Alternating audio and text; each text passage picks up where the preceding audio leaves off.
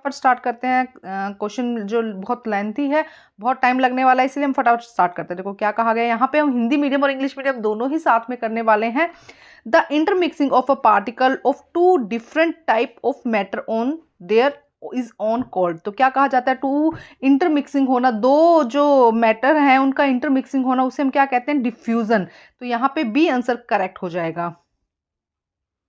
तो देखो क्या कहा गया है यहाँ पे, दो विभिन्न पदार्थों के कणों का स्वतः आपस में मिल जाना। दो विभिन्न पदार्थ के कण हैं, जैसे कि हवा और वायु। क्या होगा जब हवा और अगरबत्ती लगा लेते हैं तो पूरा धुआं उसके साथ फैल जाता है ना, तो उसे हम क्या कहते हैं, विसरण। बी आंसर यहाँ पे सही हो जाएगा।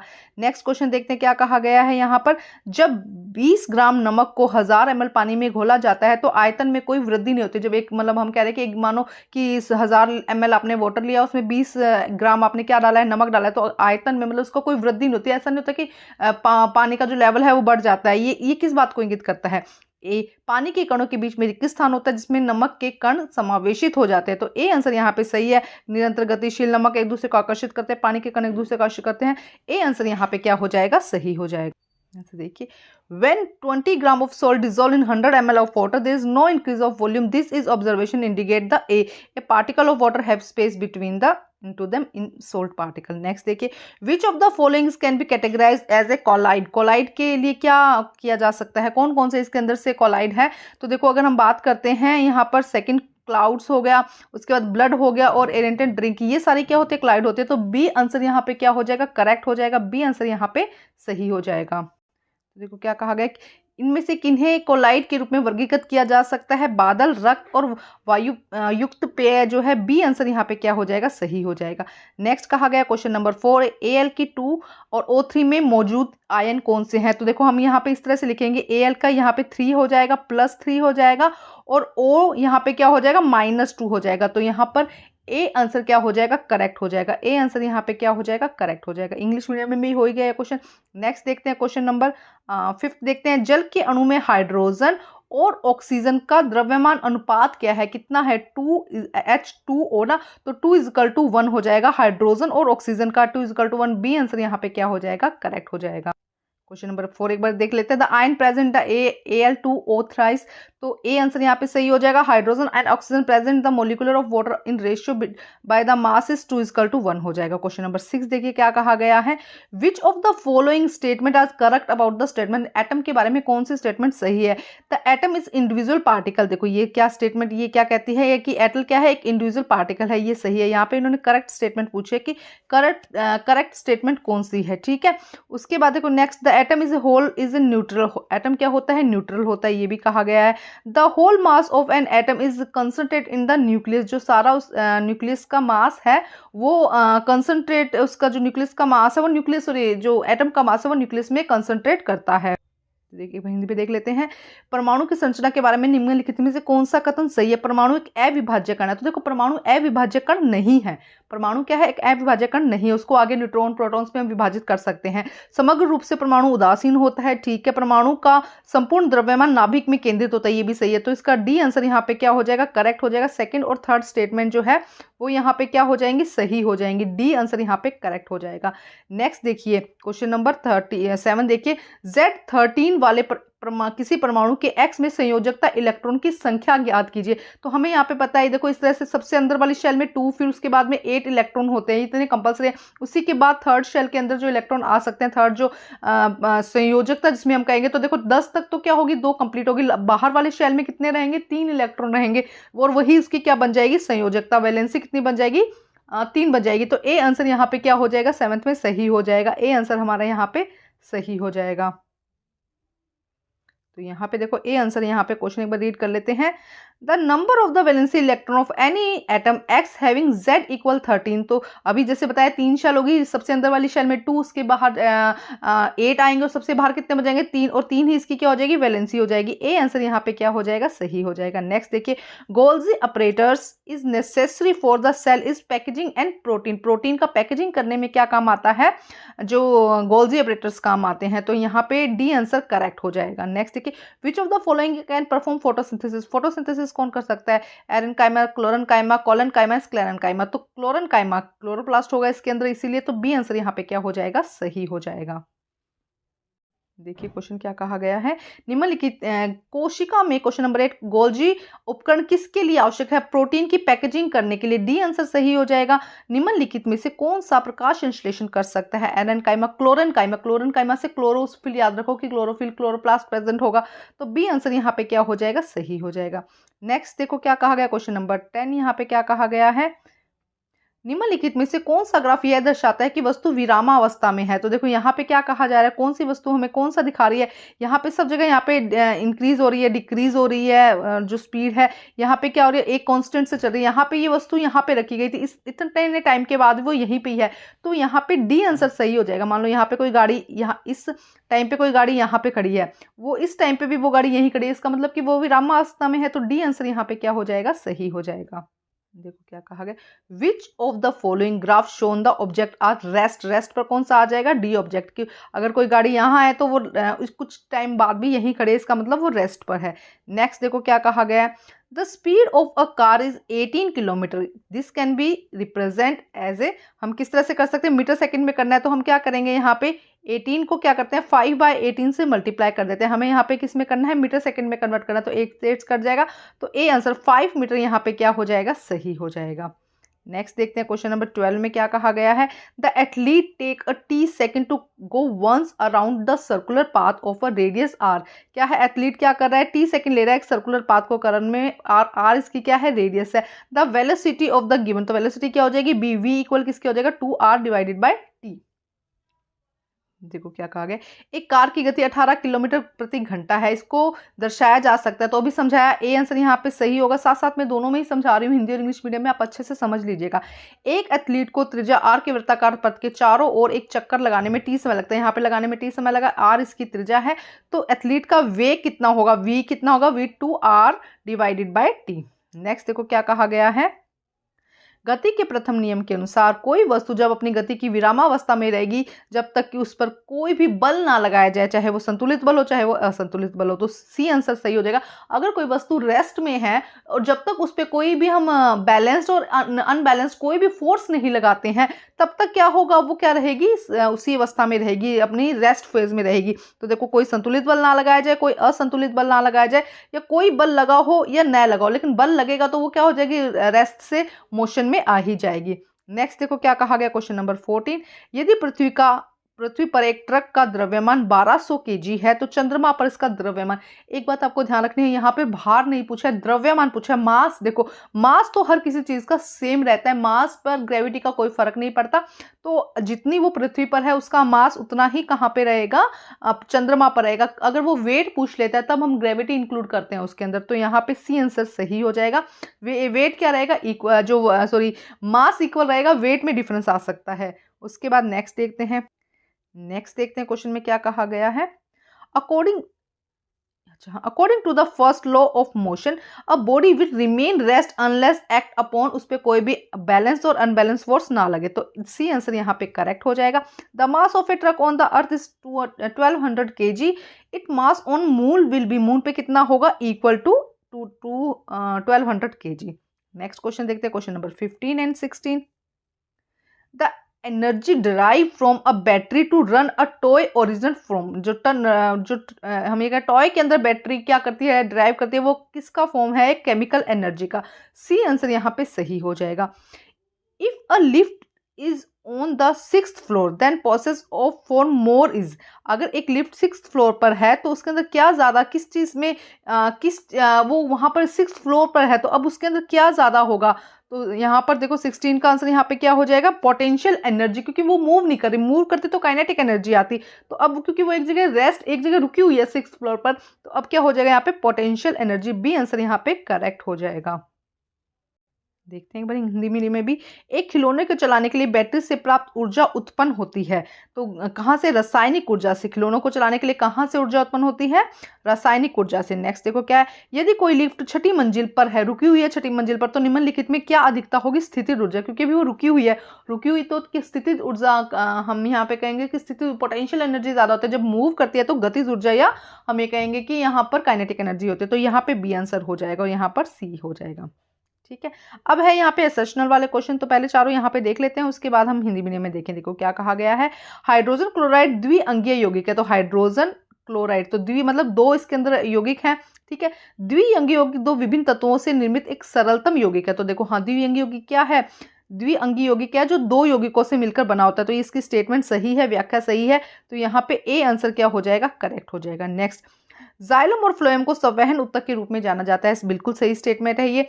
पौधे में पानी और खनिजों का परिवहन में जाइलम के माध्यम से होता है। तो देखो जाइलम और फ्लोएम को संवहन ऊतक कहते हैं। अब इसमें फ्लोएम के बारे में नहीं बताया, लेकिन ये क्या है कि पौधों में पानी और खनिज का परिवहन जाइलम के माध्यम से होता है।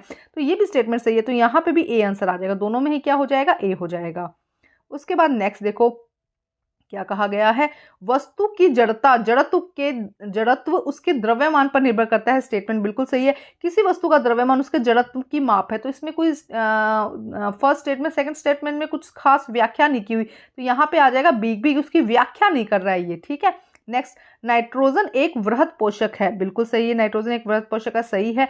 वृहद पोषक तत्वों की आवश्यकता अधिकतम मात्रा में होती है, नहीं वृहद पोषक जो होते हैं उनकी मात्रा बहुत कम होती है, माइक्रोन्यूट्रिएंट की जरूरत बहुत कम होती है। तो यहाँ पे क्या आ जाएगा कि ये सही स्टेटमेंट नहीं है, मतलब यहाँ पे आ जाएगा सी आ जाएगा, यहाँ पर क्या आ जाएगा, सी आ जाएगा। इसका आंसर क्या हो जाएगा, यहाँ पर सी हो जाएगा कि स्टेटमेंट जो है पहली स्टेटमेंट सही है, दूसरी स्टेटमेंट गलत है। देखो क्या कहा गया question, first, hydrogen chloride is a binary compound, सही है statement. Binary compound are the simplest compound made up of two different type element, ठीक है, ये स्टेटमेंट भी क्या हो जाएगी, सही, फर्स्ट सही हो गया। Xylem and phloem are known as a conductive tissue, ये सही है। Water and mineral are transported in the plant through xylem, वैसे तो देखा जाए तो इसके अंदर सिर्फ जाइलम के बारे में कहा गया, हालांकि दोनों स्टेटमेंट सही है, बट ये व्याख्या नहीं करा। तो आप हिंदी मीडियम में भी ध्यान रखिएगा, यहाँ पे बी लिख देंगे हम, क्योंकि यहाँ पे व्याख्या नहीं कर रहा है इसकी कि क्यों संवहन कहा जाता है, क्योंकि दोनों ही क्या कर रहे हैं, एक जगह से दूसरी जगह खाना या पानी पहुंचा रहे हैं, वो व्याख्या होती है इसकी, ठीक है।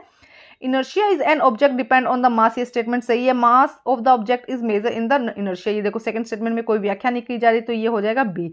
नेक्स्ट देखो, नाइट्रोजन है मैक्रोन्यूट्रिएंट, बिल्कुल सही है। मैक्रोन्यूट्रिएंट क्या होता है, जो बहुत कम अमाउंट में जिनकी जरूरत होती है। Macronutrient are required for large quantity, ये स्टेटमेंट यहाँ पे गलत आ गई, तो नेक्स्ट में इसका आंसर हो जाएगा सी। ये क्वेश्चन आप हिंदी मीडियम में आपको ही ध्यान रखना है, इसमें यहाँ पे बी करना होगा आपको। अब हम करते हैं नेक्स्ट क्वेश्चन, क्वेश्चन नंबर 21।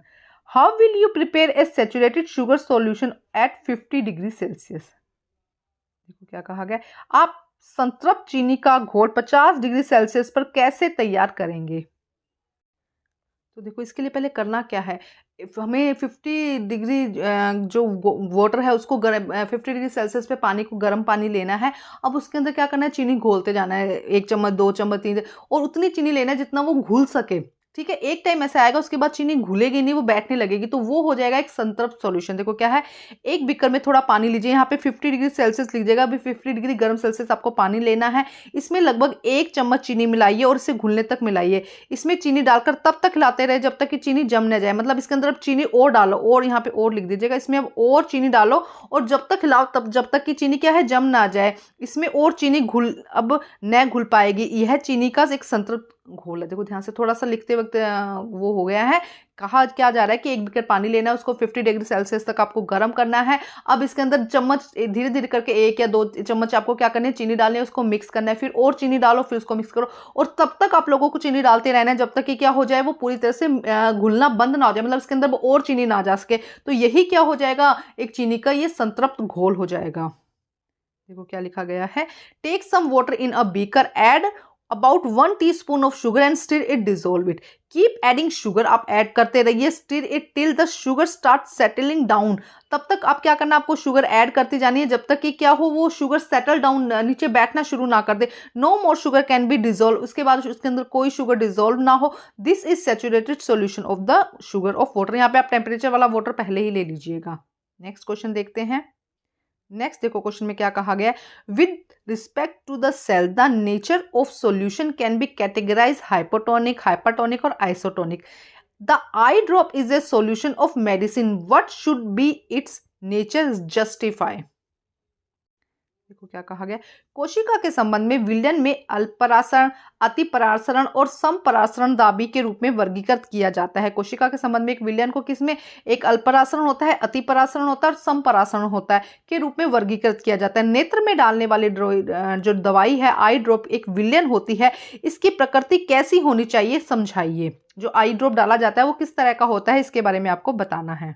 देखो फर्स्ट तो हम समझते हैं क्या, देखो if a cell place in a hypertonic solution, अगर हाइपरटोनिक सॉल्यूशन में रखा जाता है, water will leave the cell, जो सेल है उसमें से पानी बाहर निकलता है, and cell will shrink. If isotonic solution there is no net water movement, कोई पानी की मूवमेंट नहीं होती, so there is no change in the size of the cell. When a cell place in a hypotonic solution, जब hypotonic solution, water will enter through the cell and cell will swell. देखो क्या कहा जाए, तीनों solution के बारे में पता चल गया। अब हम यहाँ के कहते हैं कि आई में जो डाला जाता है, जब हम आई में सॉल्यूशन डालते हैं तो हमारी आंख से क्या निकलना शुरू हो जाता है, पानी निकलना शुरू हो जाता है, तो वो कैसा सॉल्यूशन है, हाइपरटोनिक सॉल्यूशन है। और उसकी वजह से क्या होता है, सेल जो है, सेल की जो आई है वो क्या करती है, पानी को लीव कर देती है, छोड़ देती है। तो ये हो जाएगा इसका सेल का सॉल्यूशन कैसा है, हाइपरटोनिक। दोनों तीनों समझाने के लिए बताया कि कौन कौन से सॉल्यूशन है। देखो क्या कहा गया, यदि किसी कोशिका को हाइपरटोनिक घोल में रखा जाता है तो पानी की कोशिका से पानी निकल जाएगा और कोशिका सिकुड़ जाएगी। आइसोटोनिक में रखा जाता है, समपरासरणी में रखा जाता है तो शुद्ध जल का संचय कोई नहीं होता, मतलब कहीं से पानी आता है ना जाता है, कोशिका के आकार में कोई परिवर्तन नहीं होता है। और किसी को अगर हाइपोटोनिक सोल्यूशन में, अति परासरणी में रखा जाता है तो कोशिका के अंदर क्या करेगा, प्रवेश करेगा, जिससे कि कोशिका स्वेल कर जाएगी, सूज जाएगी या फूल जाएगी, यहाँ पे फूल जाएगी लिख सकते हैं। तो जो यहाँ पे बात की गई है कि आंख के अंदर हम कौन सा ड्रॉप डालते हैं, वो कौन सा आता है, हाइपरटोनिक सॉल्यूशन होता है, जिससे क्या होता है, कोशिका जो है वो सिकुड़ जो पानी है वो सेल से बाहर निकलता है। ठीक है, नेक्स्ट क्वेश्चन देखते हैं, क्वेश्चन नंबर 23। उपास्थि एक संयोजी ऊतक है, ये मानव शरीर में कहां पाया जाता है। क्वेश्चन देखिए 23। Cartilage is a connective tissue, where does is found in human body. देखो उपास्थि एक मजबूत लचीला संयोजी ऊतक है जो आपके जोड़ों और हड्डियों की रक्षा करता है। ये आपके पूरे शरीर में शोक अवशोषक के रूप में कार्य करता है, जिससे कि क्या हो, करंट ना, जिससे बॉडी के अंदर क्या है, करंट फ्लो हो, लेकिन एकदम से झटका सा ना लगे। आपकी हड्डियों के अंत में उपास्थि घर्षण को कम करती है, और जब आप अपने जोड़ों का उपयोग करते हो तो उसे रगड़ने से रोकता है। तो कहाँ कहाँ मिलती है ये, जोड़ों और हड्डियों में मिलती है। सबसे पहले आप लिखेंगे उपास्थि एक मजबूत और लचीला संयोजी ऊतक है जो आपके जोड़ों और हड्डियों की रक्षा करता है। तो प्रेजेंट कहाँ पे हुआ, आपके जोड़ों, जितने भी जॉइंट्स हैं और बोन्स है वहां पर ये प्रेजेंट होता है। ये क्या है, एक शोक अवशोषक, मतलब कि करंट जो झटका लगता है ना, उसके लिए, घर्षण को बचाने के लिए मदद करता है। इसलिए इसका उपयोग कहाँ पे होता है, ये कहाँ पाया जाता है, जोड़ों में, जॉइंट्स में पाया जाता है। Cartilage is a strong flexible connective tissue that protect your joints and bone. कहाँ पे मिलता है, जॉइंट्स एंड बोन पर। It acts as a shock absorber through the your body. Cartilage at the end of your bones reduce friction को reduce करता है, and prevent them from the rubbing together when they use the joints. जब joints का use किया जाता है तो बीच में क्या हो, उनके बीच में घर्षण ना हो, उनके बीच में वो ना हो, क्या कहते हैं, हम ये कह देंगे कि उनके बीच में फ्रिक्शन ना हो। इसको प्रिवेंट करने के लिए क्या लगाया, बीच में क्या होता है, ये यहाँ पर बीच में कार्टिलेज होते हैं। नेक्स्ट देखते हैं question number 24। One a car make a sharp turn at a high speed, the passenger tend to get thrown on one side। जब एक गाड़ी चलती है और वो कोई टर्न लेती है तो पैसेंजर हैं वो क्या करते हैं, वन साइड पर झुक जाते हैं। वाई, क्वेश्चन रीड करते हैं। जब कोई कार तेज गति से तीव्र मोड़ लेती है तो यात्री एक तरफ गिरते हैं या बल महसूस करते हैं, क्यों। देखिए, when a motor car make a sharp turn at high speed, the passengers sit inside the get thrown on one side of the car। This is happen due to inertia। किसके कारण होता है ये, inertia के कारण। Inertia is the property of an object due to which and resist to the change of its velocity। Inertia क्या होती है, वो एक ऐसी प्रॉपर्टी है किसी ऑब्जेक्ट की जो उसकी जब वो किसी चीज को अपनी पोजिशन को, वेलोसिटी को चेंज करती है तो उसको रेसिस्ट करती है। देखो क्या हो जाएगा, जब कोई मोटर कार तेज गति से तीव्र मोड़ लेती है तो अंदर बैठे यात्री कार में एक तरफ गिर जाते हैं। ऐसा जड़ता या जड़त्व, कुछ भी लिख सकते हैं हम, जड़त्व के कारण होता है। जड़त्व किसी वस्तु का वह गुण है जिसके कारण वह अपने वेग में परिवर्तन का विरोध करती है। नेक्स्ट देखते हैं क्वेश्चन नंबर 25। देखिए, विच is the following sound waves है। यहाँ पे आपको बताना है कि हाई एम्पलीट्यूड कौन सा है और हाई फ्रिक्वेंसी कौन सी है। तो यहाँ पे देखो, जब साउंड क्या है, बहुत ऊपर तक जा रही है, ये वाला देखो, ये जो है ये है हाई एम्पलीट्यूड, तो ये हो जाएगा फर्स्ट। और यहाँ पे देखो यही टाइम, यहाँ पे क्या है, इसी टाइम में मानो यहाँ पे ये 5 है तो यहाँ तक 5 तक कितना आ गया, 2 राउंड आ गए, तो ये क्या हो जाएगा, हाई फ्रिक्वेंसी। तो यहाँ पे ये हो जाएगा हाई एम्पलीट्यूड में ए आ जाएगा और हाई फ्रिक्वेंसी में बी आ जाएगा यहाँ पे। और देखो ये 15 तक, मतलब ऊंची साउंड तक जा रहा है, 15 है इसका एम्पलीट्यूड, तो ये हो जाएगा हाई एम्पलीट्यूड ए, और ये यहाँ पे ये बी हो जाएगा हाई फ्रिक्वेंसी। दोनों ही सही में दिए गए हैं, ठीक है। तो देखो यहाँ पे ये हो जाएगा उच्च आयाम, किस पिक्चर में नजर आ रहा है, इसमें ए उच्च आयाम है और उच्च आवृत्ति यहाँ पर बी हो जाएगा, ये उच्च आवृत्ति है। नेक्स्ट देखो क्वेश्चन देखते हैं, आजकल जैविक खेती के उत्पादों की मांग अधिक है, क्यों? जैविक खेती के उत्पादों की मांग अधिक क्यों है? Question number 26, organic farming product are high in demand, जो ऑर्गेनिक प्रोडक्ट है वो हाई इन डिमांड में है, वाई? देखो क्या कहा गया है कि जैविक उत्पादों में उर्वरकों के साथ उगाए गए पारंपरिक कृषि भोजन की तुलना में उच्च स्तर के खनिज, विटामिन और एंटीऑक्सीडेंट होते हैं। देखो यहाँ पे क्या जैविक उत्पाद क्या है, जो कि क्या है पारंपरिक एक तो तरीके से उगाया जाता है, उसके साथ में उर्वरक, फर्टिलाइजर नहीं मिलाए जाते, मेन्योर्स मिलाए जाते हैं उसके अंदर ना, उर्वरक मिलाए जाते हैं जो कि क्या करते हैं मतलब खाद मिलाई जाती है उसके अंदर, इस तरह के तरीके मिलाए जाते हैं जिससे कि क्या होगा उसके अंदर उच्च तरीके, उसमें खनिज अधिक होंगे, विटामिन अधिक होंगे, कोई केमिकल्स का यूज नहीं किया जाएगा। जैविक आहार में जहरीली रसायन और अनुवांशिक रूप से संशोधित जीवों को शामिल नहीं किया गया, मतलब उसके अंदर जहरीले रसायन नहीं होंगे, और जो हम जीएमओ कहते हैं जो कि क्या होता है अनुवांशिक रूप से जीव जो चेंज किए जाते हैं, संशोधित किए जाते हैं, वो शामिल नहीं होगा, क्योंकि फसल उगाने के दौरान रासायनिक उर्वरक और कीटनाशकों का उपयोग नहीं किया जाता है। इसमें देखो 3-4 चीजें ध्यान रखने, तो कीटनाशकों का प्रयोग नहीं किया जाता है, ये हेल्दी भी होते हैं, जो हम ऑर्गेनिक फूड कहा जाता है वो ज्यादा हेल्दी होता है, क्यों? क्योंकि उसमें अच्छे पोषक तत्व दिए जाते हैं, खनिज, विटामिन, एंटीऑक्सीडेंट होते हैं। उसके अलावा जहरीले रसायनों का प्रयोग नहीं किया जाता है। Organic product contain high level of minerals, vitamin and antioxidant that conventional farm food grow with the fertilizers.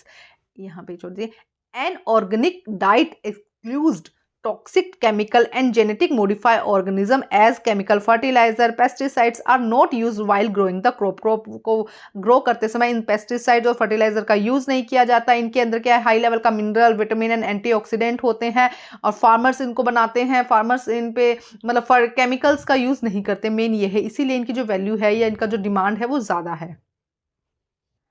अब हम कर रहे हैं सेक्शन सी, सेक्शन ए और बी हम कर चुके हैं, अब सेक्शन सी कर रहे हैं। यहाँ अभी तक सेक्शन ए में 1 मार्क्स के क्वेश्चन थे, सेक्शन बी में 2 मार्क्स के, अब सेक्शन सी में 3 मार्क्स के क्वेश्चन है। तो आइए करते हैं सोल्व। 27 से 33 क्वेश्चन है इसके अंदर। फर्स्ट क्वेश्चन देखिए 27, what are 2 function of the vacuole in amoeba? Amoeba के अंदर वैक्यूल के 2 फंक्शंस बताने हैं। Which cell organiser is known and kitchen of cell? Kitchen of cell किसे कहा जाता है? अब सेक्शन सी देखते हैं।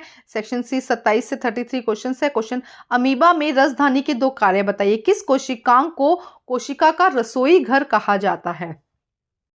देखो क्या हो जाएगा, contractile vacuole in amoeba and paramecium help to maintaining water balance in osmoregulation. Osmo water को बैलेंस करने का काम करते हैं। It regulate the quantity of water inside the cell.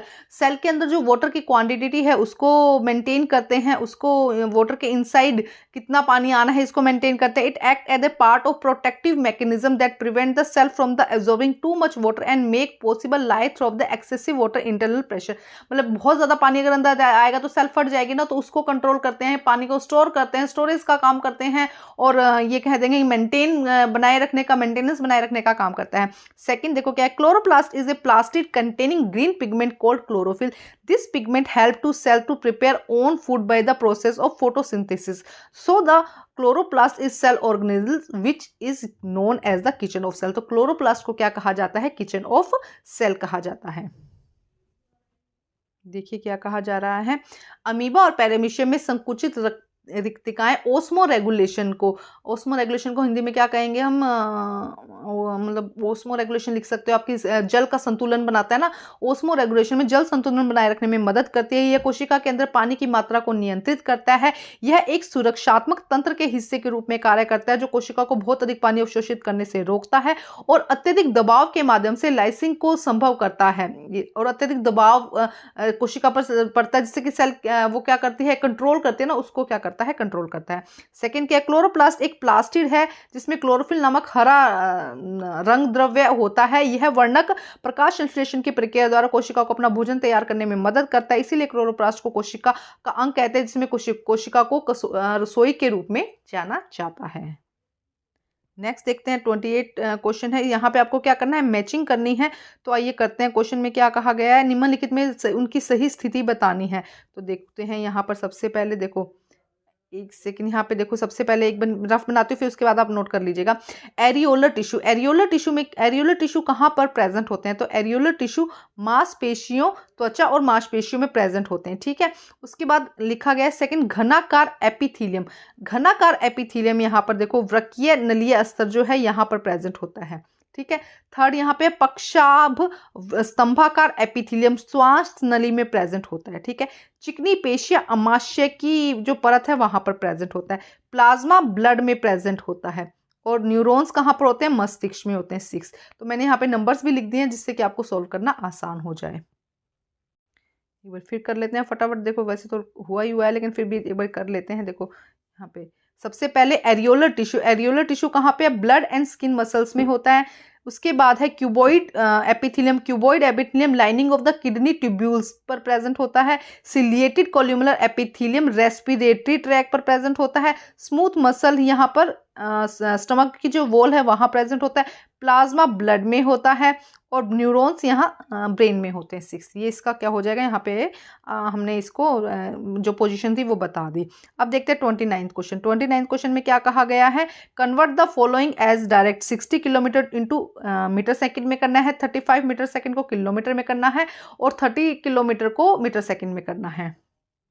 देखो क्या कहा गया है हमको, 60 किलोमीटर को मीटर सेकंड में, 35 को किलोमीटर में और 30 किलोमीटर को मीटर सेकंड में करना है 29th क्वेश्चन में। तो देखो किस तरह से कहेंगे। हम दी गई मात्रा को, जो फर्स्ट है, हमें किस में करना है? मीटर सेकंड में करना है। तो हम क्या करेंगे? 5/18, जिससे मैंने भी बताया था उससे गुना करेंगे। तो हम क्या करेंगे? 5/18 को 60 से इस तरह से गुना करेंगे तो आंसर कितना आएगा? 16.67। दूसरे में क्या था? हमें क्या करना है? अब उल्टा कर देना। अब हमें किलोमीटर पर सेकंड में करना है, किलोमीटर पर सेकंड में करना है। तो हम क्या करेंगे? किलोमीटर पर सेकंड में करने के लिए मीटर घंटे, यहाँ पे मीटर सेकंड आ जाएगा, यहाँ पे घंटा आ जाएगा, ठीक है। किलोमीटर पर सेकंड में करने के लिए हम क्या करेंगे?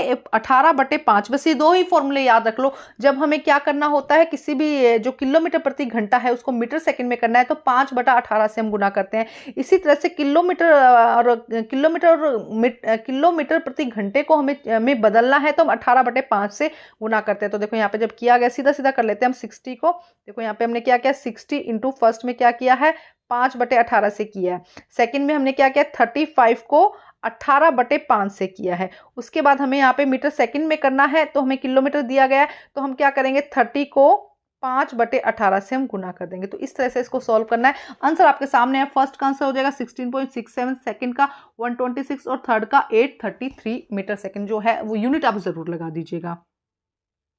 आप इंग्लिश में भी देख सकते हैं, यही जो भी बताया है सेम वही आपको, जब आप क्या कर रहे हैं? मीटर पर सेकंड में कर रहे हैं तो 5/18, जो भी नंबर दिया उसे 5/18 से करना है तो 16 इंटू 5/18 आ जाएगा। जब आपको किलोमीटर पर आर में करना है, यहाँ सेकंड हो जाएगा, किलोमीटर पर आर में करना है, तब आप क्या करेंगे? 18/5 से करेंगे जो नंबर दिया गया है। बस ये क्वेश्चन आएगा तो आपको बहुत ही आसान है, बस आपको नंबर ध्यान रखना है और कौन सा 18/5 से करना है, 5/18 से करना है। आंसर आ जाएगा 16.67, 126 और 8.33 मीटर सेकेंड आ जाएगा।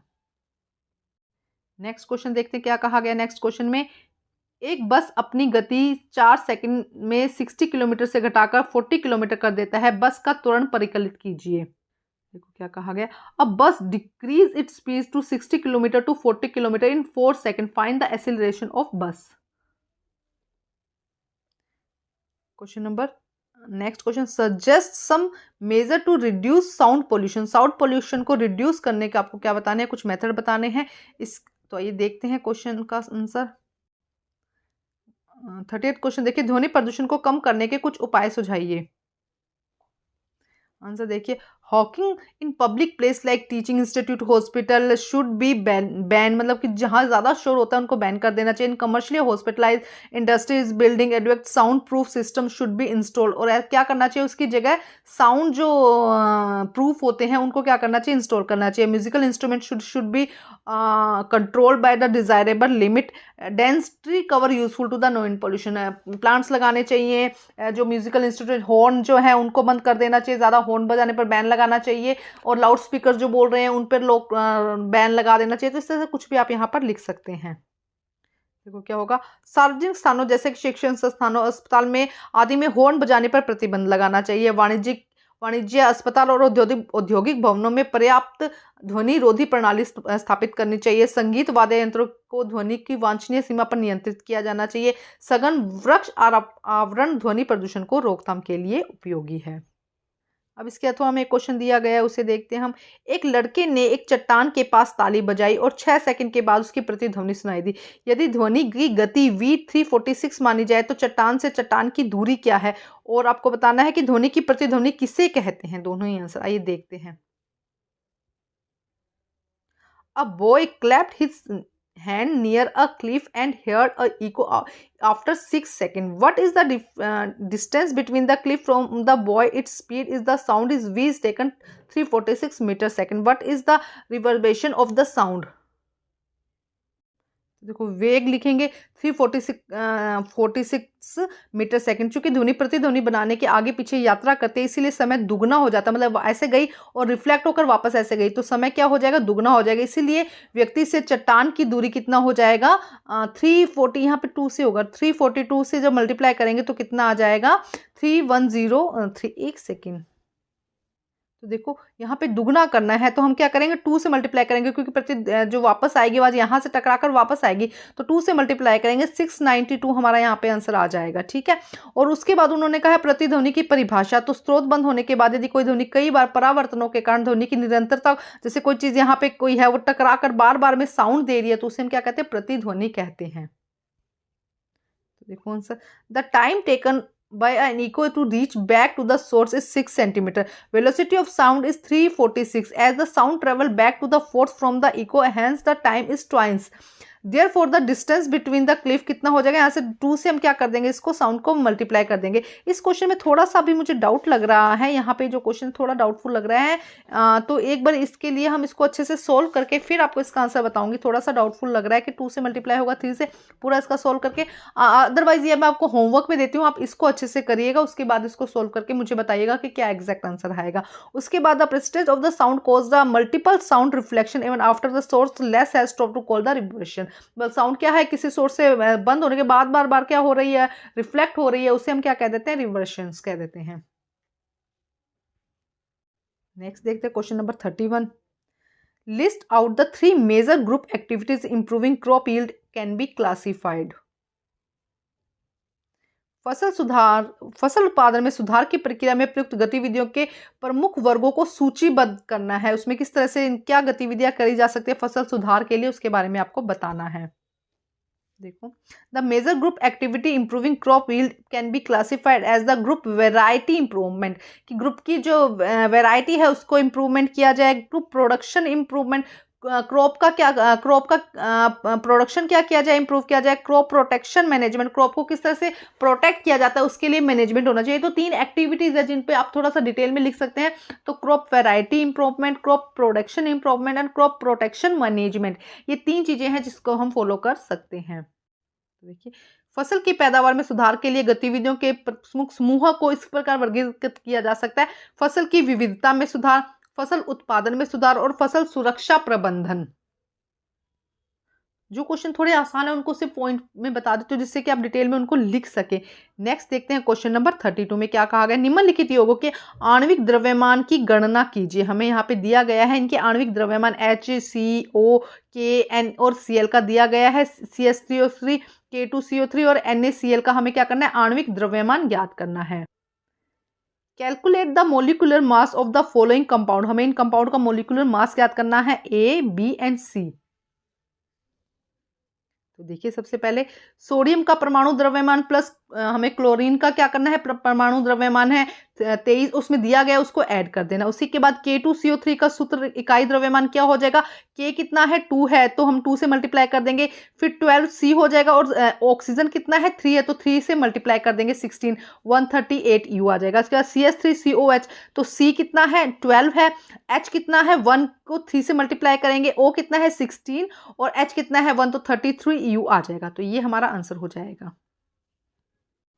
तो देखो किस तरह से atomic mass of sodium and atomic mass of chlorine का लिखेंगे 23 + 35 5 तो 58.5 आ जाएगा। Formula unit mass of K2CO3, K2 कितना है, क्योंकि 39 × 2 हो गया, फिर C का लिखा 12 हो गया, O कितना है 3 है तो 3 को 16 से ऑक्सीजन का कितना होता है 16 होता है तो 3 से मल्टीप्लाई कर दिया। इसी तरह CH3COH में 12, C का आया, H को 3 H का कितना है 1 है, उसे 3 से मल्टीप्लाई किया, फिर O का कितना है 16 है, H का कितना है 1 तो 32 U आ गया है। नेक्स्ट क्वेश्चन देखते हैं 33 में क्या है। Observe the melting and boiling point of substance ABC and give the following table. Okay, हमें यहाँ पे दिया गया है A का मेल्टिंग पॉइंट, B का मेल्टिंग पॉइंट, और उसके बाद में A का मेल्टिंग पॉइंट कितना है -210, B का कितना है 196 बॉइलिंग पॉइंट, और यहाँ पे B का मेल्टिंग पॉइंट 250 700, C का -20 एंड 90। अब क्वेश्चन है which substance will be solid at the room temperature, room temperature पर कौन सा सब्सटेंस क्या होगा सॉलिड होगा, and which substance will be liquid at the room temperature and Y.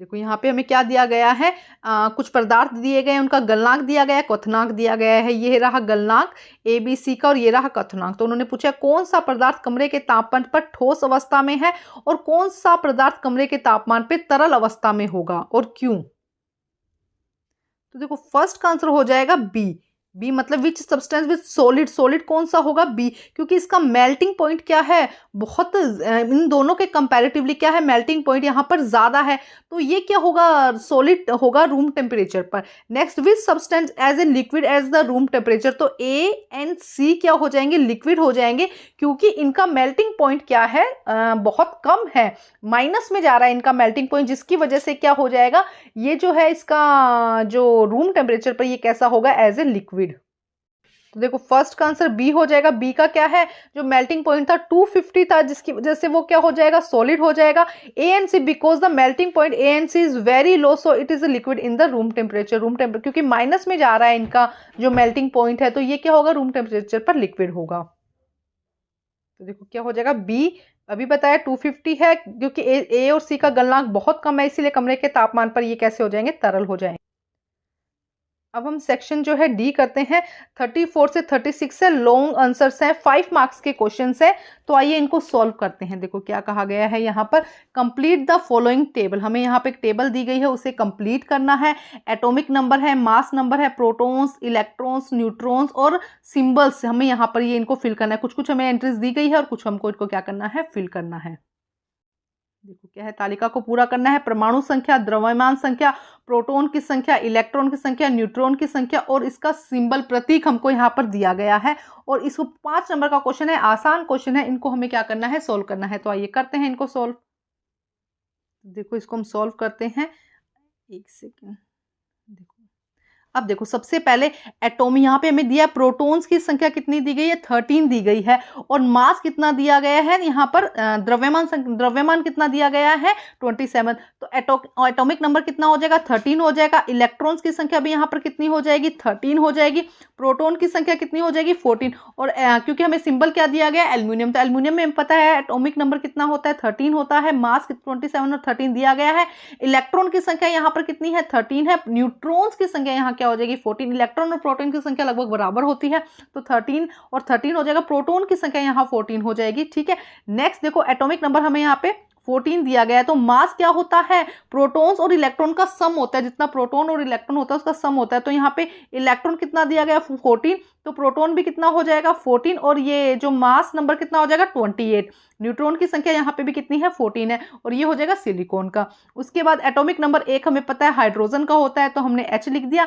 उसके बाद मास भी इसका 1 है, प्रोटॉन्स 1 है, इलेक्ट्रॉन्स 1 है, न्यूट्रॉन्स इसके अंदर 0 होते हैं, ये इसका सिंबल हो जाएगा। हिंदी और इंग्लिश मीडियम दोनों के लिए है, आप दोनों ही इसके अंदर अच्छे से देख लो। इसको इस तरह से आपको फिल करना है, 5 नंबर का ये क्वेश्चन है। यहाँ पे शायद ये 29 का बी क्वेश्चन मुझसे छूट गया था कि बस अपनी गति से 4 सेकंड में 60 किलोमीटर से घटकर 40 किलोमीटर हो जाती है, तो बस का त्वरण ज्ञात करना था। तो ये करते हैं इसको सोल्व। तो देखो सबसे पहले लिखेंगे इनिशियल वेलोसिटी, मतलब प्रारंभिक वेग लिख देंगे। स्टार्टिंग का जो वेग है वो कितना है 60 किलोमीटर। फाइनल बाद में वेग कितना हुआ, बाद का वेग हो गया 40 किलोमीटर। टाइम कितना लगा 4 सेकंड। हमें एक्सीलरेशन त्वरण ज्ञात करना है कि त्वरण कितना है। तो देखो हम फॉर्मूला लगाएंगे, ए इक्वल किसके हो जाएगा, यू माइनस वी के इक्वल हो जाएगा T divided by T. Starting 14 minus 16 divided by 4, तो कितना आ जाएगा 4 माइनस 5। तो हम यहाँ पे आंसर हमारा आ जाएगा, एक सेकेंड, हमारा आंसर यहाँ पे आ जाएगा -5। देखो हमारा आंसर क्या हो जाएगा, यहाँ पर -5 हमारा यहाँ पर आंसर आ जाएगा। ध्यान से देखो, स्टार्टिंग 44 सेंटीमीटर, फिर v देखो v minus you divided by T का फॉर्मूला लगाएंगे और -4 हमारा यहाँ पर आंसर हो जाएगा। अब इसके अथवा में यहाँ पे क्वेश्चन दिया गया है, स्पष्ट कीजिए रदरफोर्ड के निष्कर्ष कैसे पहुंचे, निष्कर्ष तक कैसे पहुंचे, इसी के अथवा में दिया गया है। जो भी हमने क्वेश्चन किया था वो एक क्वेश्चन जो छूट गया था वो मैंने करवा दिया है। परमाणु के भीतर अधिकतम भाग खाली होता है। परमाणु का द्रव्यमान नाभिक में केंद्रित होता है। और उसके बाद समस्थानिक और संभारिक के बीच में अंतर स्पष्ट करना है। तो इनके निष्कर्ष पर कैसे पहुंचा ये बताने हैं रदरफोर्ड, और समस्थानिक और संभारिक में अंतर बताना है। 34 के ओर में देखते हैं, how Rutherford came their conclusion that most of the space inside the atom is empty, mass of the atom of concentrated in very small volume within the atom. इनको हमें क्या करना है, इनका रदरफोर्ड किस तरह से कंक्लूजन पे पहुंचे उसके बारे में बताना है। नेक्स्ट इसका बी है, distribution between the isotope and isobar. तो देखो क्या कहा जा रहा है, अल्फा कण प्रकीर्णन प्रयोग में अधिकांश अल्फा कण सोने की पत्ती से बिना विक्षेपित हुए गुजर गए। इससे पता चला कि परमाणु की अधिकांश जगह खाली है। जैसे इस तरह से किया था तो आधे भाग से आधे से ज्यादा क्या हुए थे, बिना टकराए वापस चले गए थे। सोने की पत्ती के प्रयोग से यह निष्कर्ष निकला कि परमाणु का अधिकांश भाग स्थान जो है वो खाली है। फर्स्ट का पता चल गया। रदरफोर्ड परमाणु मॉडल के अनुसार किसी परमाणु का धनात्मक आवेश अधिकतम द्रव्यमान अत्यधिक छोटी मात्रा में केंद्रित है। उन्होंने परमाणु के क्षेत्र को नाभिक कहा और उन्होंने देखा कि कुछ भाग, यहाँ पे इस तरह से भी लिख सकते हैं, कुछ भाग क्या हुआ, सेंटर में ऐसा कुछ पोर्शन हुआ जहां से जब उन्होंने वो किरण भेजी तो क्या हुआ, वो जो पार्ट था, ऋणात्मक पार्ट था, वो टकराकर क्या हो गया, वापस आ गया। तो ये क्या शो कर रहा था कि इसका सेंटर में कुछ क्या है, बहुत ज्यादा पॉजिटिविटी है। सेंटर के पार्ट में धनात्मक आवेश है ज्यादा से ज्यादा, जिसकी वजह से जो हम ये कहेंगे कि जो सोने की पत्ती जो क्या है, बिना जो अल्फा कण थे वो टकराकर क्या हो गए, वापस आ गया। अधिकतर भाग तो क्या हो गया था, पार हो गया था, उसमें से आर पार निकल गया था, जो कि दिखा रहा था कि खाली है, लेकिन सेंटर से टकराकर क्या हो गए थे, वापस आ गए थे। तो यहाँ पे ये बताता है कि इसके सेंटर में क्या है, सारा जो वेट वो पॉजिटिविटी है और इसे नाभिक कहा गया।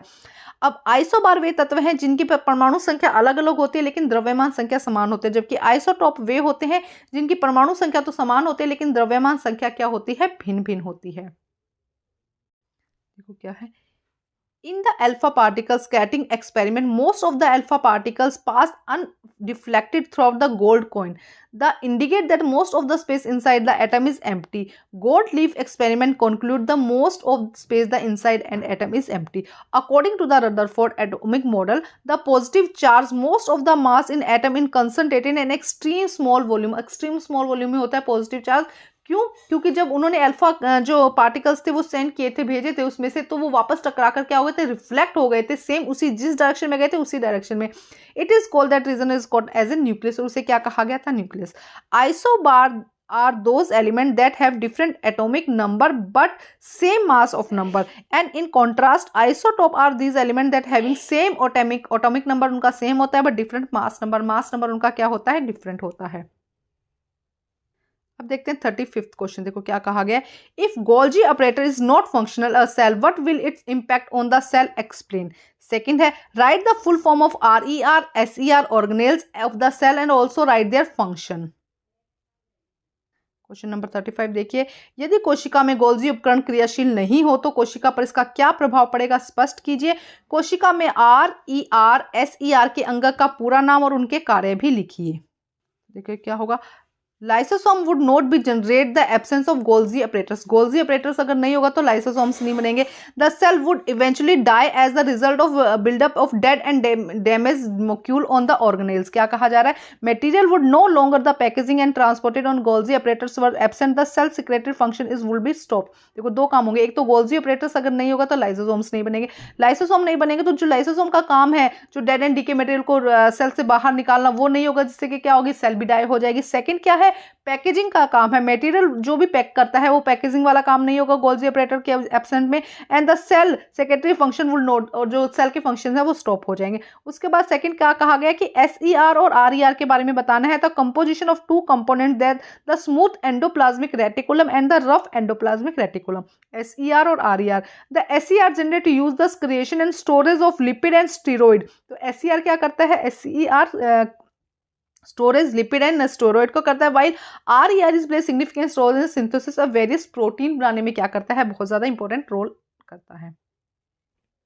देखो क्या हो जाएगा, गोल्गी तंत्र की अनुपस्थिति में लाइसोसोम उत्पन्न नहीं होंगे, लाइसोसोम उत्पन्न नहीं, लाइसोसोम नहीं बनेंगे, जिससे कोशिका अंततः मृत तथा क्षतिग्रस्त अणुओं और ऑर्गेनेल्स के निर्माण में परिणाम स्वरूप मर जाएगी। देखो क्या कह रहे हैं यहाँ पे, थोड़ा लैंग्वेज का समझो कि अगर गोल्जी ऑपरेटर्स नहीं बनेगा तो क्या होगा, लाइसोसोम नहीं बन पाएंगे क्योंकि वो उसके बनाने में हेल्प करते हैं, जिससे कि जो लाइसोसोम का काम है वो नहीं होगा, जिससे कि जो सेल है वो मर जाएगी। या गोल्जी तंत्र अनुपस्थित होता है तो सामग्रियों को पैक करने या परिवहन नहीं किया जा सकता है और कोशिका के स्रावी कार्य भी सभी क्या हो जाएंगे, बंद हो जाएंगे।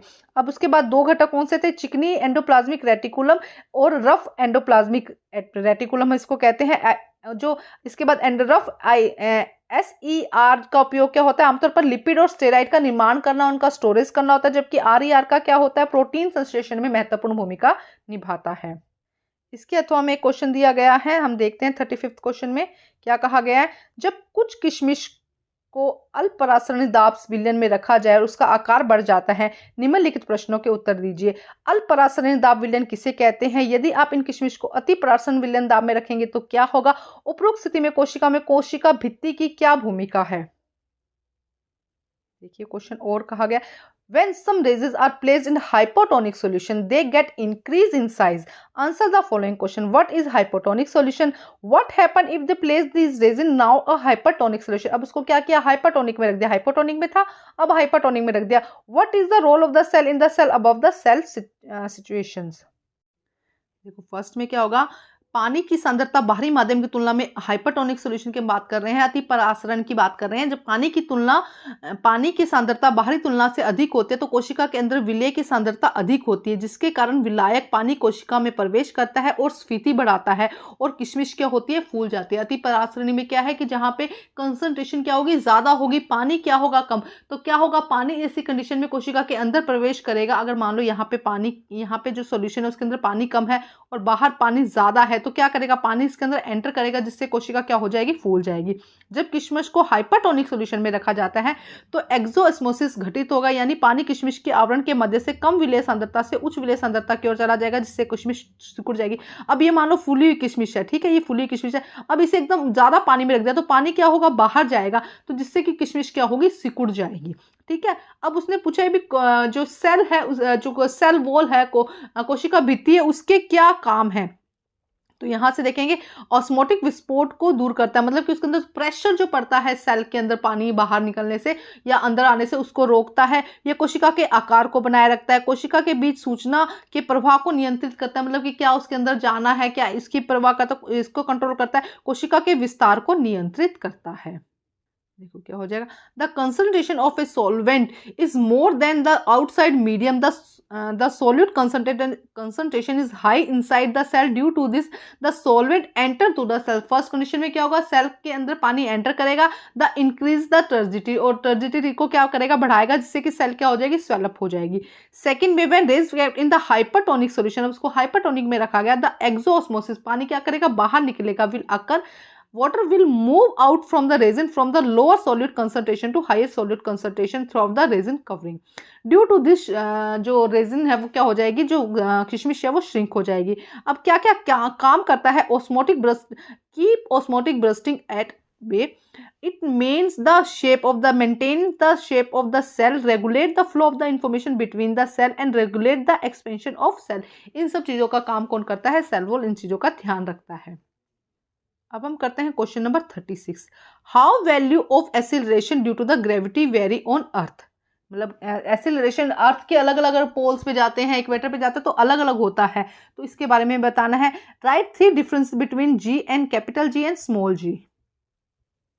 क्या कहा गया है, पृथ्वी के गुरुत्वाकर्षण के कारण त्वरण का मान किस प्रकार भिन्न होगा, और इसमें दिया गया है कि capital G and small G में 3 अंतर लिखिए। देखो क्या होगा, the acceleration due to the gravity is maximum at pole and minimum at the equator. जो gravity due to the gravity acceleration है पोल्स पर क्या है, मैक्सिमम है, और मिनिमम कहाँ है, इक्वेटर पर। Because the centrifugal force of the spinning of the earth is vanish at the poles. जो सेंट्रीफ्यूगल फोर्स है वो वेनिश हो जाता है पोल्स पर, and maximum in the equator, equator पर सबसे ज्यादा होता है।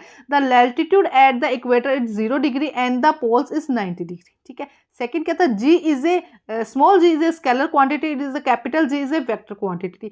जी act as a object on the earth, G is act and the object in the universe of mass, universe पे डिपेंड करता है और ये अर्थ पर।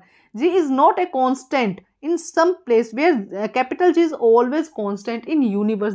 ठीक है, ये डिफरेंस आपको बताने थे, 3 डिफरेंस यहाँ पर हो गए। क्या कहा, गुरुत्वाकर्षण के कारण त्वरण ध्रुवों पर अधिकतम और भूमध्य रेखा पर न्यूनतम होता है, क्योंकि पृथ्वी के घूमने के कारण केंद्रापसारक बल ध्रुवों पर लुप्त हो जाता है और भूमध्य रेखा पर अधिकतम होता है। देखो यहाँ पे क्या है कि ध्रुवों पर जो गुरुत्वाकर्षण है वो क्या है, त्वरण क्या है, वहां पे सबसे ज्यादा है, जबकि जो भूमध्य रेखा पर है उस पर क्या है, कम है। उसके बाद क्या कहा जा रहा है कि भूमध्य रेखा 0 डिग्री अक्षांश पर है, ध्रुव कितने पर है, 90 डिग्री अक्षांश पर है। अब स्मॉल जी एक अदिश राशि है, जबकि कैपिटल जी एक सदिश राशि है। जी पृथ्वी की वस्तु पर कार्य करता है, जबकि स्मॉल जी कैपिटल जी ब्रह्मांड में द्रव्यमान वाली वस्तुओं पर कार्य करता है। ये स्मॉल जी के बारे में है। कुछ स्थानों पर जी स्थिर नहीं है। अगर हम बात करते हैं जी अलग अलग जगह पे अलग अलग, अभी हमने यहाँ पे देखा अलग अलग होता है, लेकिन जब कैपिटल जी है वो ब्रह्मांड में सदैव क्या होता है, स्थिर होता है। कैपिटल जी की वायु पूरे ब्रह्मांड में क्या है, सेम है। अब नेक्स्ट देखते हैं, इसके अथवा में एक क्वेश्चन दिया गया है। यहाँ पे क्या कहा गया, ट्रक के आपको कारण बताना है, ट्रक के टायर अधिक चौड़े क्यों होते हैं। ये पहले समझा देती हूँ, फिर इकट्ठे इन क्वेश्चंस को करवा दूंगी। ट्रक के टायर अधिक चौड़े क्यों होते हैं, क्योंकि देखो अगर पतला टायर होगा तो उसका सरफेस एरिया कम होगा, अगर सरफेस एरिया कम होगा तो प्रेशर ज्यादा होगा, जिससे कि टायर फट जाएंगे। अगर एरिया ज्यादा होगा तो सरफेस एरिया क्या हो जाएगा, उसकी सतह क्या हो जाएगी, ज्यादा हो जाएगी, जिससे कि क्या होगा, वो ज्यादा जो लोड है वो ले सकेगा, प्रेशर ज्यादा को टॉलरेट कर सकेगा। काटने वाले औजारों तेज क्यों होते हैं, वही सरफेस एरिया, अगर सरफेस एरिया कम होगा, पतला होगा जितना, उतना ही तेजी से काटेगा। सरफेस एरिया कम होगा तो प्रेशर ज्यादा लगेगा, जिससे तेजी से कट जाएगा। बस इसको बेसिक समझ लो, सारे क्वेश्चन इसी से सॉल्व हो जाएंगे। लोहे की कील डूब जाती है, लकड़ी का जो लट्ठा है वो तैरता रहता है। क्यों लोहे की कील डूब जाती है, क्योंकि क्या है, यहाँ पे अगर आप बात करेंगे, यहाँ पे लोहे की कील डूब जाती है क्योंकि उसका क्या है, सरफेस एरिया कम है, जबकि लट्ठा जो है लकड़ी का वो क्या है, सरफेस एरिया उसका ज्यादा है। कील का एक सिरा चपटा और दूसरा सिरा नुकीला क्यों होता है, कील इस तरह से क्यों होती है, देखो यहाँ से फोर्स लगाया जाएगा तो यहाँ पे क्या होगा, प्रेशर दिया जाएगा, है ना। तो हमें सॉरी एक सेकेंड, ये देखो ये कील है, यहाँ पे हम क्या करेंगे, इसका फोर्स लगाएंगे, है ना। और ये जब यहाँ पे फोर्स लगेगा तो यहाँ पे क्या है, सरफेस एरिया ज्यादा है, तो वो क्या करेगा, कील को अंदर धकेलने में मदद करेगा। ठीक है, सरफेस एरिया ज्यादा फोर्स लगा पाएंगे हम इसकी वजह से ना। आइस स्केट्स का उपयोग बर्फ पर चलना आसान क्यों कर देता है, आइस स्केट से क्या है, स्लिप नहीं होगा, आइस स्केट से चलेगा, क्योंकि वो क्या करेगा, एनर्जी उसकी हीट में कन्वर्ट कर देगा ना, उसकी एनर्जी को जितनी जल्दी होगा, जिसकी वजह से क्या होगा, मतलब मैं ये कि स्लिप नहीं करेगा। उसको अच्छे से डिटेल में हम देख लेते हैं, पहले क्वेश्चन इंग्लिश में रीड कर लेते हैं, फटाफट रीड करते हैं, फिर इकट्ठे ही सारे आंसर करेंगे। Truck has much wider tyres, cutting tools having sharp edges, iron nail sink but a wooden log float, nails are flat and one end and sharp and another, it is much easy to walk in ice by using ice skates। क्या है first में, बड़े सतह क्षेत्र वाले चौड़े tyre दबाव को कम करते हैं और उन्हें भारी वजन उठाने में सक्षम करते हैं, इसलिए बड़े टायर होते हैं। चाकू के ब्लेड व अन्य काटने वाले उपकरण को तेज धार वाले या डिजाइन बनाया जाता है, एक छोटा सतह क्षेत्रफल प्रदान करता है, इसके कारण काटे जाने वाले पदार्थ या सामग्री पर अधिक दबाव लगता है, जिससे कि वो इजीली कट हो जाते हैं। लोहे की कील टकरी के गुटके से अधिक सघन होती है, लोहे की कील का घनत्व पानी से अधिक होता है, जबकि लकड़ी के गुटके का घनत्व पानी से कम होता है। हम जानते हैं कि कोई भी चीज जो पानी में सघन होती है वह उसमें डूब जाती है, जबकि कोई चीज पानी में कम सघन होती है वह तैरती रहती है। नेक्स्ट देखते हैं, दो क्या कहा गया, कील का एक सिरा नुकीला होता है, जिससे इसका क्षेत्रफल कम हो जाता है। जब सतह का क्षेत्रफल कम होता है तो दबाव बढ़ जाता है, जिससे कील दीवार के अंदर जहां भी है वहां इजीली लगाया जाता है, उसे ठोकना आसान हो जाता है। कील का सिरा नुकीला होता है, जिससे सतह क्षेत्रफल कम हो जाता है, सेम वही लिखा, जब सतह का क्षेत्रफल कम होता है तो दबाव बढ़ जाता है, जिससे कील को दीवार में यहाँ कहीं पे भी लगाना क्या हो जाता है, ठोकना आसान हो जाता है। अब उसके बाद में स्केट्स का है, स्केट्स अन्य चिकनी सतहों की तुलना में बर्फ पर अधिक आसानी से फिसलते हैं क्योंकि स्केट्स द्वारा लगाए गए दबाव से बर्फ पिघलकर पानी की एक पतली परत बनाती है। इसीलिए सच है कि दबाव में वृद्धि के परिणामस्वरूप गलना क्या हो जाता है, कम हो जाता है। मतलब ये इजी हो जाता है, थोड़ा सा डाउटफुल लग रहा है, इसमें क्या थोड़ा सा इजी हो जाता है मूव करना, घूम मतलब चलना क्या हो जाता है, आसान हो जाता है, घर्षण को कम कर देता है ना, जिससे कि क्या फटाफट, जब घर्षण ही नहीं होगा तो क्या होगा, फटाफट चलना क्या हो जाएगा, आसान हो जाएगा। क्या कहा गया है, while tire is large surface area reduce pressure while unable to the support heavy weight। heavy weights को reduce करने, heavy weights का क्या कर सकते हैं, pressure को reduce कर सकते हैं और heavy weight को लेके जा सकते हैं। knife blades and another cutting appliance are designed with the sharp edges which provide for smaller surface area। area क्या दे देंगे, smaller surface दे देंगे, thus provide more pressure, जिससे कि ज्यादा pressure लगेगा। substance and material that cut भी, जिससे कि कट करना आसान हो जाएगा। and iron nail much more dense by wooden back। wooden block की बजाय जो आयरन नेल है वो क्या होती है, ज्यादा डेंस होती है। At the density of iron nail is more than the water and while the density of the wooden walk is less than the water. And we know that any things of in denser than water shrink and the any things that less dense that water is flow. उसमें पानी में क्या करती है, float करती रहती है। उसके बाद ए nail has a pointed and so the surface area less. When the surface area is less the pressure increase which make it easy to nail be driven into the wall and wherever we inserted। हम जहाँ पे भी insert करना चाहते हैं। उसके बाद देखो next, the skater side more easy on ice another smooth surface because ice under the pressure excreted by the skates to produce a thin film of water, hence it true as increase the pressure will result the decreasing the melting point। melting point वो देखो क्या करें कि उसको क्या करेंगे, role करेंगे easily, जिससे कि क्या हो जाएगा, मूव करना, चलना क्या हो जाएगा, आसान हो जाएगा। अब हमारा सेक्शन ई स्टार्ट होता है। सेक्शन ई में एक पैराग्राफ है और उसी से रिलेटेड क्वेश्चन है। देखो यहाँ पे क्या कहा गया है, रीड करते हैं। Mixture of constitution by the more than one kind of pure form of water known as the substance. A student mix salt and egg white in 2 separate beaker. एक स्टूडेंट ने क्या किया है, पानी के अंदर सॉल्ट मिलाया है, दूसरे ने एग वाइट मिलाया है। ए beaker A and B separately filled with the water. They pass a beam of light from the mixture. यहाँ से उन्होंने क्या की, लाइट पास की इन dark and observe that path of the light visible in one beaker. और देख लो यहाँ पर उन्होंने क्या किया है, एक बीकर ये ए हो गया, ये बी हो गया, कहाँ पे पास हो रही है, बी में पास हो रही है। देखो name the components of a solution, give example of above activity. Which category of mixture formed in a beaker A and B. कौन सा मिक्सचर है इसके अंदर, which is the beaker path light is not visible. तो A के अंदर visible नहीं है, हम यहाँ पे देख ही रहे हैं, लेकिन इनको अच्छे से सॉल्व करते हैं। देखो क्या कहा गया है, अच्छे से इसको समझते हैं। मिश्रण जिसे पदार्थ कहा जाता है का निर्माण एक या अधिक प्रकार के शुद्ध तत्वों से या यौगिकों से मिलकर होता है। एक छात्र पानी से भरे 2 अलग अलग बीकर में ए और बी में क्रमशः नमक और अंडे का सफेद भाग मिलाता है। अंधेरे में बीकर में तैयार करके दोनों मिश्रणों के माध्यम से प्रकाश की किरण को पारित करता है तो परीक्षण करता है कि प्रकाश मार्ग केवल एक बीकर में ही दृष्टिगोचर होता है। मतलब प्रकाश की जो रास्ता है वो एक में ही दिखाई देता है। अब इससे क्वेश्चन क्या है, विलयन के घटकों के नाम बताइए, उपयुक्त गतिविधि का उदाहरण दीजिए। बीकर ए और बी में किस प्रकार का मिश्रण बनता है, किस प्रकार बीकर में प्रकाश का मार्ग दिखाई देता है और क्यों। तो देखते हैं आंसर। तो फर्स्ट देखो क्या कहा जा रहा है, देखो यहाँ से एक सेकंड, यहाँ पे देखो फर्स्ट ए में क्या था, सॉल्ट था और सॉल्वेंट क्या था, वाटर था। बी में सॉल्यूट क्या है, एग वाइट है और सॉल्वेंट क्या है, वाटर है। सेकंड में देखो फर्स्ट जो है ए में क्या है, होमोजेनस मिक्सचर है, टाइप है which is component of present in all equal proportion, सारे इक्वल होंगे उसके होमोजिगस फर्स्ट के अंदर, जिसके अंदर सॉल्ट और वाटर है। सेकंड क्या है, egg white is water is a heterozygous condition which is translucent in nature, और ये क्या है, कोलाइड है एक टाइप का, आप यह भी लिख सकते हैं कोलाइड है। थर्ड क्या, light appear in beaker B, light appear कौन कहाँ पे होगा, बीकर बी में होगा, ए में नहीं होगा। उसने ये पूछा था कि इसमें नहीं होगा, तो आप ये लिखेंगे कि ए में लाइट जो अपेयरेंस है वो नहीं होगा, बी में होगा। बिकॉज ऑफ टिंडल इफेक्ट, ये किसकी वजह से होगा, टिंडल इफेक्ट की वजह से। टिंडल इफेक्ट क्या है उसके बारे में बता देते हैं। The phenomena of the scattering of light particle present in the colloid solution is called Tyndall effect. जब क्या होता है, लाइट स्कैटर्ड हो जाती है, उसे हम क्या कहते हैं, टिंडल इफेक्ट कहते हैं। This effect can be also observe with the solution containing small suspension particle. Tyndall effect is also known as a Tyndall scattered. देखो क्या कहा गया है यहाँ पर, विलय यहाँ पे नमक, विलायक पानी हो जाएगा।